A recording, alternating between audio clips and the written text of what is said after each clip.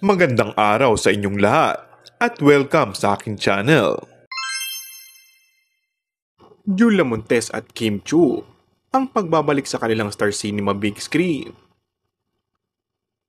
Ang mga award-winning actress na sina Kim Chiu at Julia Montes ay na-reveal na magbabalik sa silver screen kasama ang Star Cinema.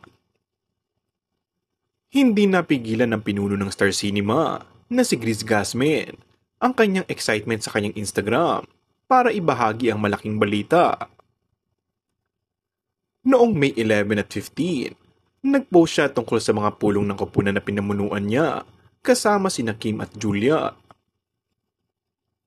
Ayon sa source, na tila nagpapahiwati ng pagsasama ng dalawang bigating kapamilya stars ng kanilang henerasyon. After 8 years, ay nagbabalik sa Star Cinema si Julia. Matatandaan na taong 2016 pa, ang huling pelikula ni Julia sa Star Cinema, ang Padre de Familia, kung saan nakasama niya ang boyfriend niyang si Coco Martin.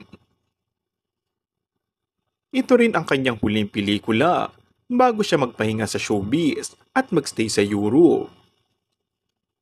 At last year nga lang siya ulit napanood sa isang pelikula, kung saan nakatambal naman niya si Alden Richards sa pelikulang 5 Breakups in a Romance.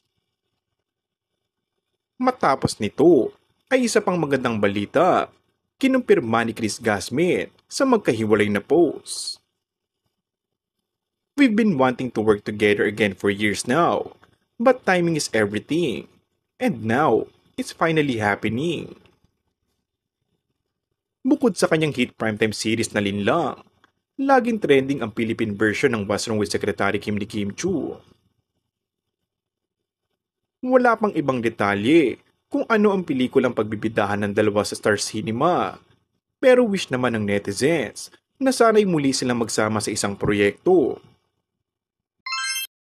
And that's all for our today's video.